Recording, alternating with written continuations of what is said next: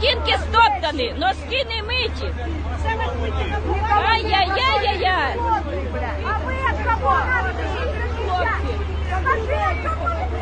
Ой, матеря плачут.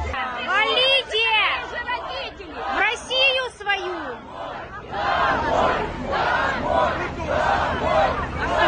Не, а куда он едет? Туда разворачивается. Куда ты едешь, урод? Ты посмотри, куда он едет.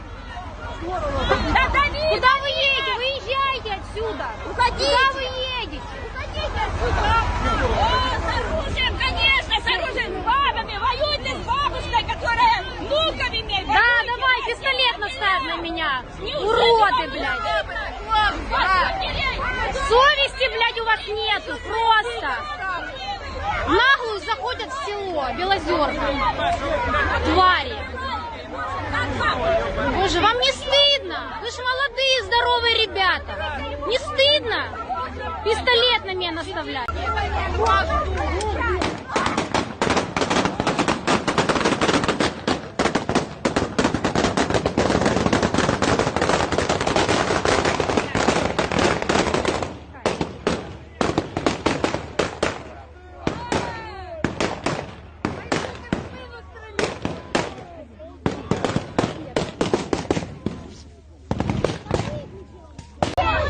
Продажные твари.